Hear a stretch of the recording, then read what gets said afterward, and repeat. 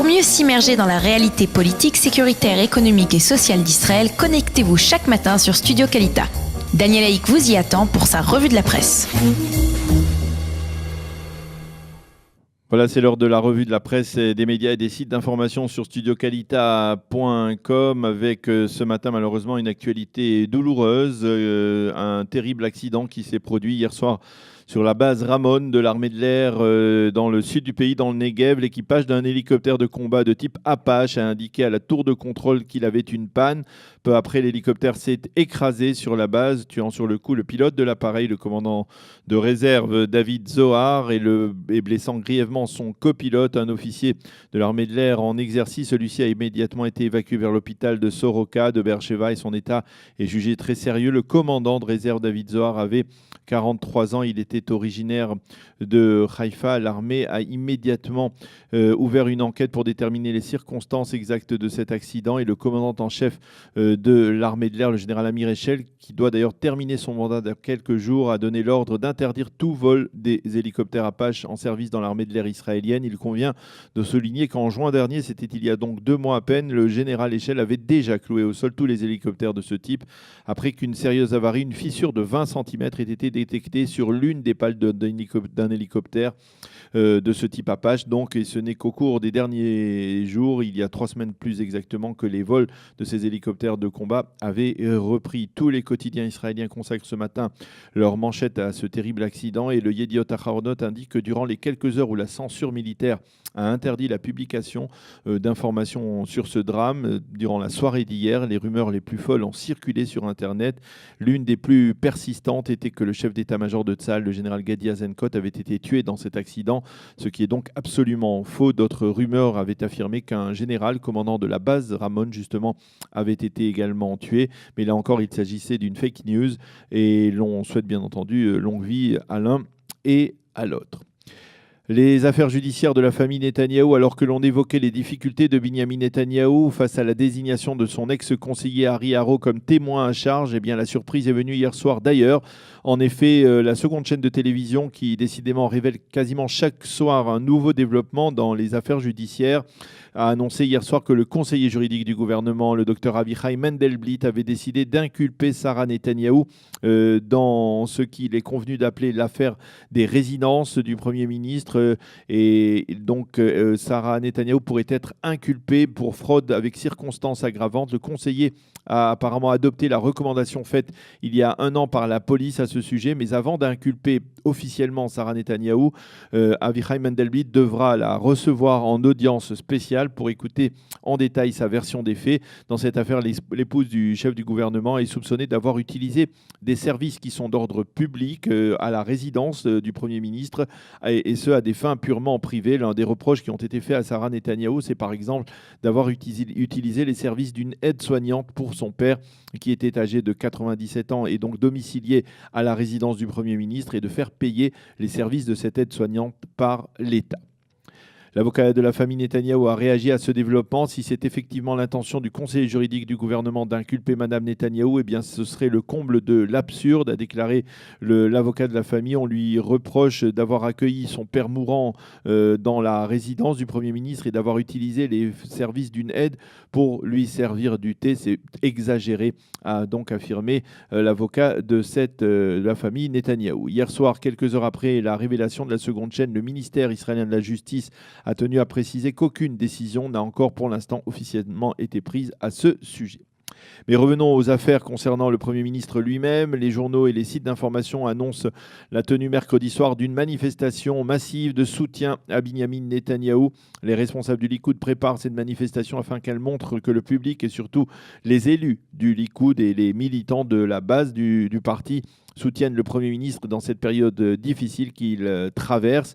En attendant la tenue de cette manifestation de solidarité, la Cour suprême a décidé d'obliger la présidence du Conseil à rendre public le volume des communications entre M. Netanyahou et le patron du Israël Hayom, le très riche milliardaire Sheldon Adelson. La Cour, qui avait été saisie à ce sujet par le journaliste Raviv Drucker de la chaîne 10, a estimé qu'il était de l'intérêt public de connaître la nature des relations entre Adelson et Netanyahou. Il faut préciser, comme le font ce matin l'ensemble des quotidiens, que cette décision de la Cour n'est pas liée avec les différentes affaires judiciaires dans lesquelles le Premier ministre est incriminé, mais il s'agit d'une plainte déposée par Drucker il y a déjà 2 ans et d'une requête visant à préciser qu'il est d'intérêt public donc de connaître la nature de la relation existant entre Netanyahou et Sheldon Edelson, ainsi qu'entre Netanyahou et l'ancien rédacteur en chef du Israël Hayom, Amos Regev. Pour Shlomo Pietrokowski, dans le Yediot Aharonot, cette intensité autour des affaires concernant Binyamin Netanyahou et maintenant son épouse Sarah lui rappelle d'autres affaires comme celle de l'île grecque dans laquelle l'un des prédécesseurs de M. Netanyahou, Ariel Sharon, avait été incriminé. À l'époque, le pays avait été secoué par ces accusations, mais finalement, on a surtout eu le sentiment que la presse et les médias pourchassaient un Premier ministre essentiellement pour des motivations d'ordre politique. À l'époque, Sharon avait alors chargé d'approche politique et s'en était pris au Gush Katif. Il faut donc prendre soin que ce ne soit pas ce qui arrive maintenant à Binyamin Netanyahou, dixit Shlomo Pietrokowski dans le Yediot Aharonot de ce matin. Le Israël Hayom, lui, cite en première page ce matin le Premier ministre qui affirme qu'il n'a pas l'intention de se retirer à la suite des révélations de ces derniers jours. Et puis, dans un autre domaine, les quotidiens israéliens s'intéressent aussi beaucoup à la rencontre hier à Ramallah entre le roi Abdallah de Jordanie et Mahmoud Abbas. Une rencontre qui aurait dû durer 3 heures, qui s'est terminée après 2 heures à peine. Une rencontre qui était destinée, selon le Yediot Aharonot de ce matin, à prouver qu'Abbas et Abdallah forment un front commun solide en faveur de ce qu'ils ont appelé la victoire de Jérusalem.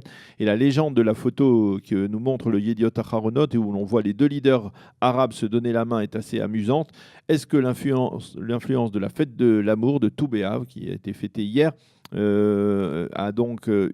donc reflété aussi sur Abdallah et Mahmoud Abbas, qui se sont tous les deux montrés très chaleureux l'un envers l'autre. Il était difficile de masquer les sourires des 2 hommes, écrit le journal. Le roi Abdallah, dont les relations avec Israël sont, on le sait, au plus bas, a apporté sa caution et son soutien au président palestinien, qui pourra ainsi se consoler du très net refroidissement de ses relations avec l'Égypte du maréchal Assisi. Les sites d'information soulignent également que le roi Abdallah a surtout insisté dans ses déclarations publiques sur la nécessité de reprendre le processus de paix.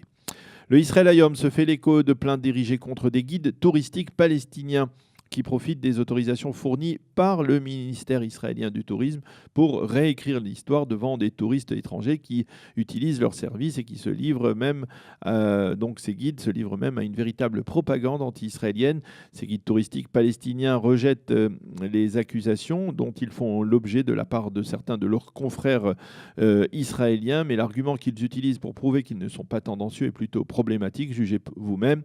Lorsque nous nous rendons à Yad Vashem, nous expliquons aux touristes que ce que les nazis ont fait aux juifs, eh bien, les Israéliens nous le font aujourd'hui à nous, Palestiniens. Fin de citation. Les plaintes dont il est question sont déposées essentiellement donc par des guides israéliens qui déplorent que leurs collègues palestiniens prennent des tarifs revus à la baisse et en profitent pour salir auprès donc des touristes étrangers en visite dans la région, pour salir Israël avec de facto donc l'aval du ministère israélien du tourisme. Et puisque nous évoquions le Yad Vashem, le Times of Israel dans sa version en français reprend des éléments de l'entretien que Richard Praskier, l'ex-président du CRIF, qui fut aussi l'ex-président du comité français de Yad Vashem, a accordé au journal La Croix sur les relations entre le défunt cardinal Lustiger et le monde juif. Selon Richard Praskier, l'ancien archevêque de Paris a levé, je cite, la méfiance des juifs envers les convertis.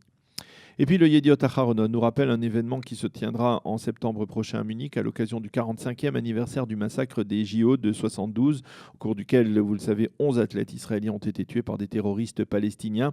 Le président de l'État, Reuven Rivlin, inaugurera lors de cette visite donc en Allemagne un mémorial à la mémoire de ces athlètes israéliens. Mais le journal souligne un aspect plus émouvant de cette démarche. En effet, le président a demandé à Esther Roth Shachamorov, qui était en 1972 la fée de l'athlétisme israélien et qui avait participé à la finale du 100 mètres à Munich juste avant l'attentat, de l'accompagner.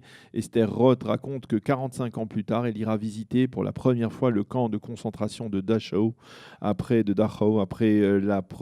pour la première fois donc, car à l'époque, en 72, lors des JO, son entraîneur Amitsour Shapira lui avait formellement demandé de ne pas s'y rendre. Amitsour est l'un des 11 athlètes qui ont été assassinés. Ce sera pour moi l'occasion de boucler la boucle, a déclaré la célèbre championne au Yediot Aharonot ce matin. Et puis, pour terminer cette revue de la presse sur une note plus réjouissante et encourageante, les suppléments économiques des journaux nous annoncent un nouveau succès de la haute technologie israélienne, la vente de la compagnie Netafim au géant mexicain Mexichem, c'est son nom, pour 1,5 milliard de dollars. Netafim est une compagnie israélienne. Ce n'est pas véritablement une compagnie de high-tech, mais elle développe effectivement des technologies très sophistiquées. Une compagnie israélienne déjà célèbre, puisqu'elle est considérée comme la numéro 1 au monde en matière d'arrosage au compte-gouttes. Au goutte à goutte, pardon. Une technique créée il y a plusieurs décennies, on le sait, par les Israéliens. Les principaux bénéficiaires de ce marché seront un fonds d'investissement, mais aussi les kibbutzim Hatzerim et Magel. Ces derniers recevront respectivement 240 et 114 millions de dollars, de quoi améliorer considérablement les finances de ces kibbutzim. Voilà. C'est la fin de cette revue de la presse et des médias israéliens. Il est 8h52 sur studiocalita.com. C'est également la fin de cette heure d'actualité sur studiocalita.com. Je prends pour ma part quelques jours de vacances et je vous retrouverai avec plaisir vendredi 18 août prochain, donc dans une dizaine de jours. En attendant, c'est Olivier Granilli qui nous fera le plaisir de nous remplacer et qui sera aux côtés d'Eliana Gurfinkel pour animer cette heure d'actualité sur studiocalita.com. Je vous souhaite une bonne continuation. On se retrouve dans 10 jours. Passez une agréable journée. Shalom, Leitraot, Daniel Haïk, en direct de Jérusalem sur studiocalita.com.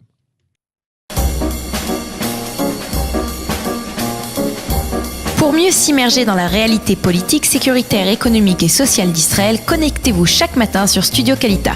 Daniel Haïk vous y attend pour sa revue de la presse.